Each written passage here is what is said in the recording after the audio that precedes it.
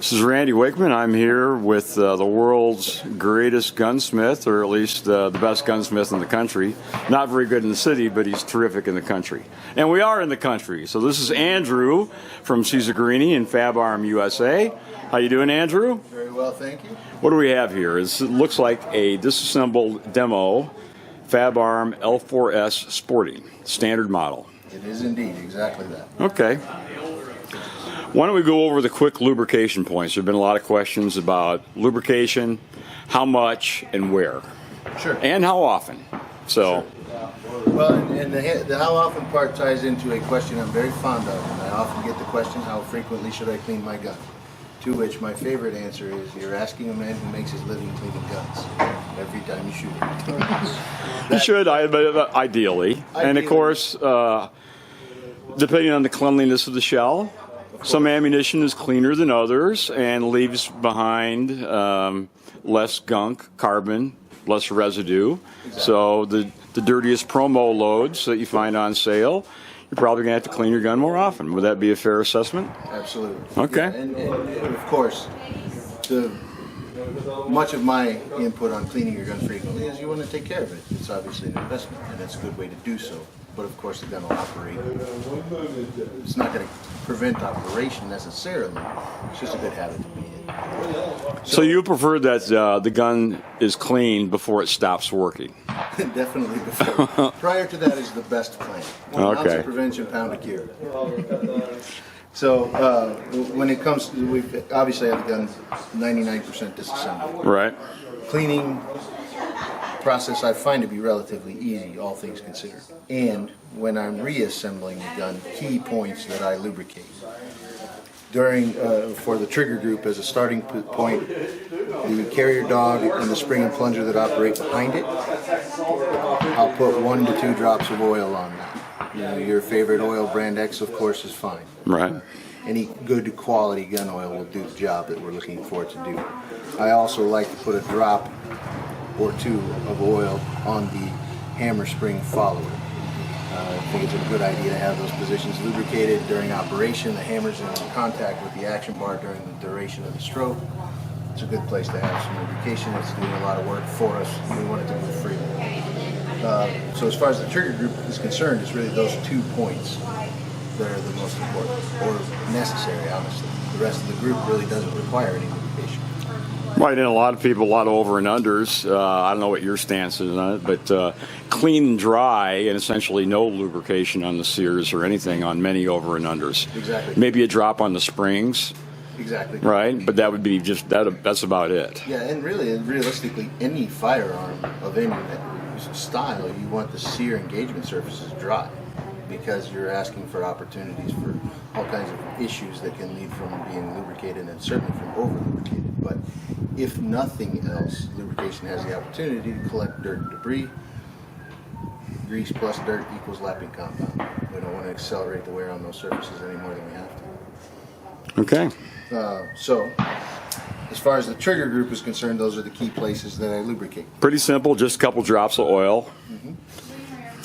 When we get to the receiver and specifically the action bar, so obviously the action bar is cycling in and out of the gun, and so having lubrication specifically on the rail of the action bar, again 2-3 drops is all that's required, no large volume necessary, but on both action bars, which will, that 1 or 2 or 3 drops of oil there will be migrated into the gun and therefore lubricate the internal portion of the gun. Just the normal wetting action of the gun oil. Exactly. Right? Exactly. So. Right. It'll be dispersed via the operation. And I mean, that's really the limit of the necessary lubrication. And one... Because there is contact between both action bars and the receiver. Absolutely. They're running in a slot milled into the frame as a guide. Right. So moving parts don't like to be dry.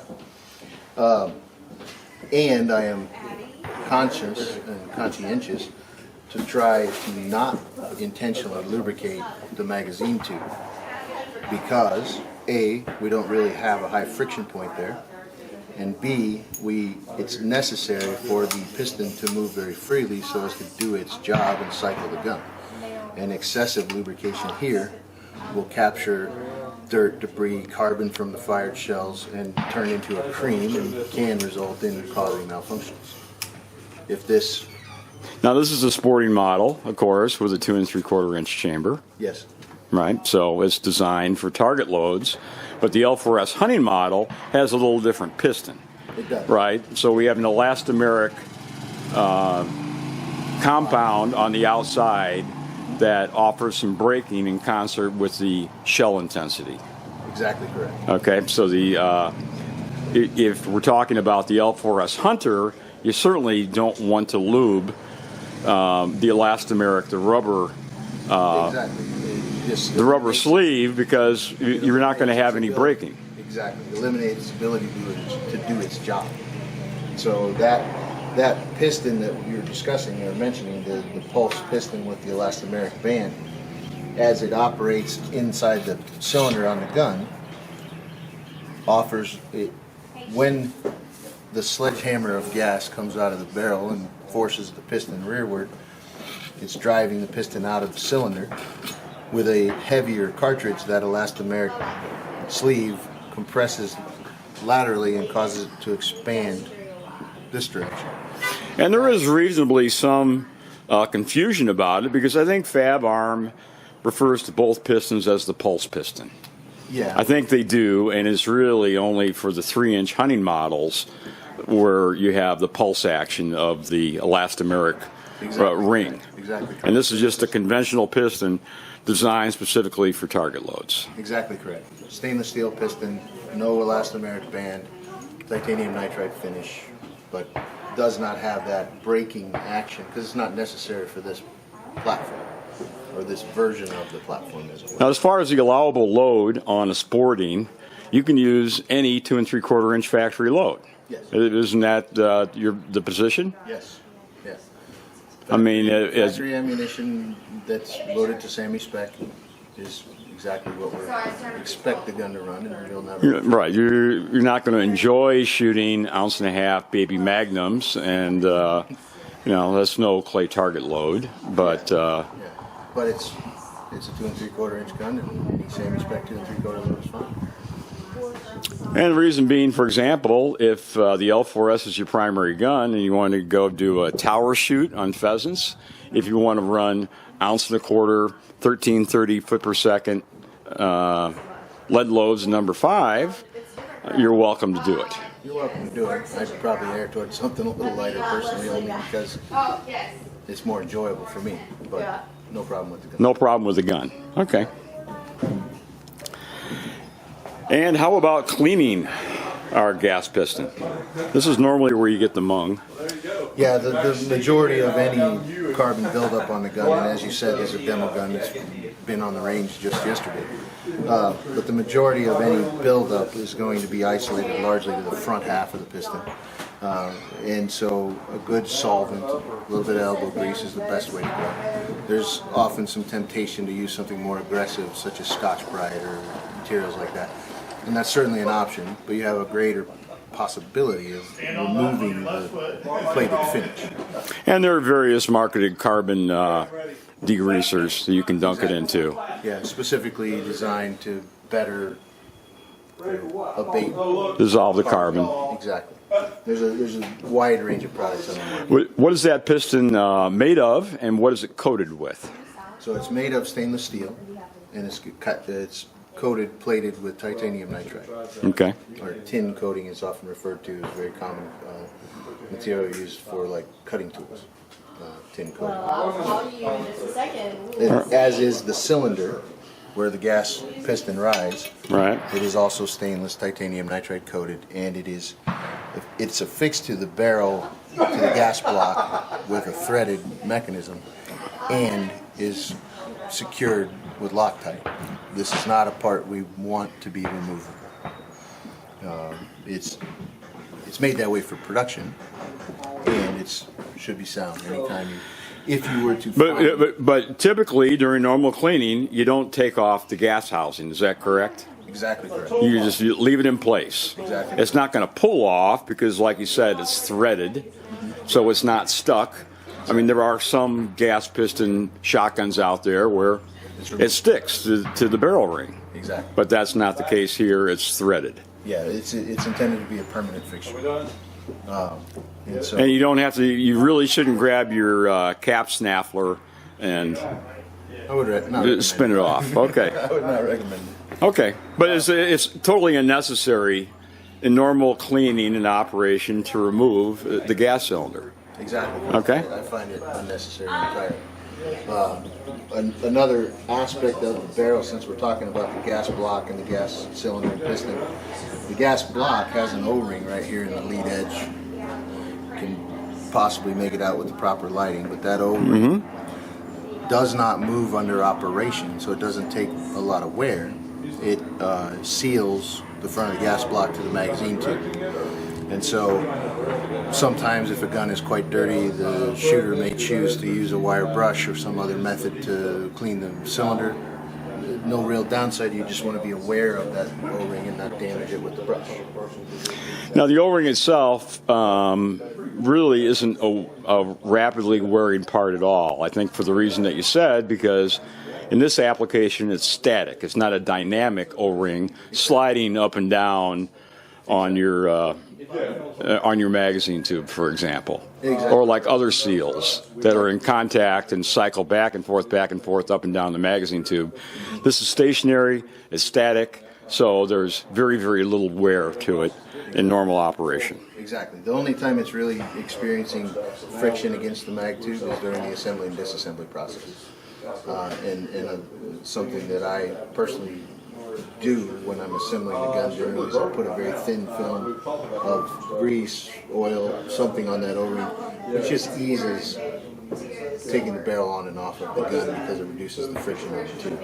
It's not going to cause any damage to anything else, but a very light dab of oil there will make your life a lot happier when assembling the gun. Well, I can tell you with my dismal mechanical history, it's always a lot more fun to take things apart and put them back together.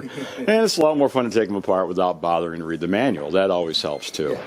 But there's a lot of things regularly taken apart that just don't need to be taken apart. Exactly. I mean, it happens all the time. It's like, well, can you unscrew the gas housing? It's like, you can, but aside from being an amusing hobby, it's not going to help the longevity of your gun or the function. Exactly. And it even has a potential of being detrimental if you felt inclined or the need to know how it works and therefore take it apart. You have a risk of damaging it in the process. It's a very thin-walled part, and it's important that it's concentric relative to the piston. So channel locks are not recommended. Or the cap snaffler. Or the cap snaffler. I'll tell you what, since we've covered the lubrication points and chatted a bit about the gas cylinder and gas housing, why don't we just reassemble the gun? Sure. And show everybody the finished product, which you're probably already familiar with. Well, and just for being thorough, I'm going to pull the action bar out so we can see the action bar of the bolt. So, as far as you will ever need to disassemble your L4S for the purpose of cleaning it, the bolt body, and this is a question or a concern that customers often are unfamiliar with, but the firing pin spring, the firing pin and the firing pin spring are retained by this pin here. It's captured in there under spring tension, and when the firing pin is depressed, it may come out. That eases the access so as to clean the gun and take care of all the bolt and firing pin spring. But if you were to push the firing pin down and this pin fell out, all is not lost. It's designed that way. When reinstalling the firing pin, you'll note there's a slot in the side of the firing pin that you may be able to pick up there on the camera. That's aligning with this hole that the retaining pin goes into. So if we slide the firing pin into the gun, or rather into the bolt body, aligning that slot, this pin has a head on one side and is tapered on the other. I'll try to get it so you can see it. The larger diameter obviously is the stop. It only installs from the bottom, otherwise it would protrude from the top of the bolt and not allow for assembly. And then the tension of the spring will maintain it in the bolt. It's really a pretty simple bolt as far as bolts go. Yeah, it's very simple, very easy to get to clean, everything. So another part of the action bar assembly is down inside the action, in this slot, you'll see there's a very small black plunger. That plunger captures the bolt by engaging the notch in the bolt handle. And so as a habit, I like to put a drop of oil on that to guarantee that the plunger moves freely, and it makes your gun easier to disassemble in the future. So once we have our parts, we can rest the bolt body on the action bar, slide on our magazine tube, spring, slide on the action bar and bolt body, install the bolt handle. That's all captured now. I'm always cautious to not let this slam home because the bolt handle is going to rest against the ejection port. And just as a habit of taking care of my gun, I don't let that fly home and damage the ejection port. With the barrel off of the receiver. The barrel off of the gun, exactly correct.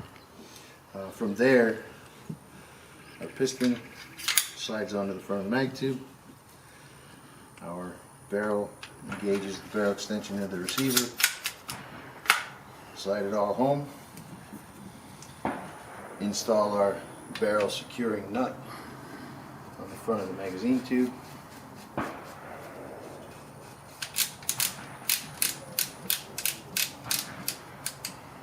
gun is. And that's what I really like about this action is the forearm doesn't have anything to do with the function of the gun.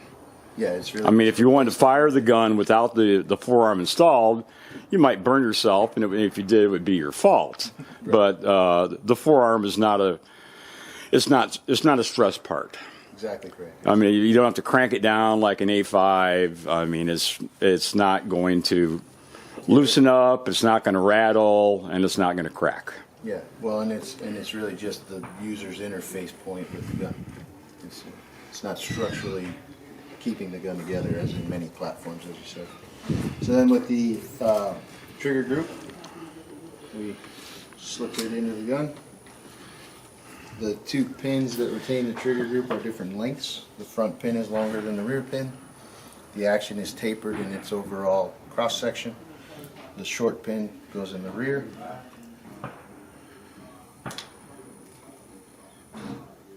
Ever so easily. And longer pin goes in the front. Oftentimes I find if I get one, the other will be more easily installed. And then we can install our forend. The forend nut is captured onto the forend, nice and convenient. You don't have to worry about setting it down and having it roll off of the table. When the forend comes down, you'll note that it obviously isn't fully seated because that's activity is going to happen as I tighten the nut to secure it to the gun. Once the forend is secured to the gun, we can trip the lever, action lock, and ready to go. Voila! Plays. Break plays or whatever we would choose to break with our. Well, the L4S Sporting is a shotgun that works just as hard as you do, Andrew. It does indeed. It's been bucking for a race.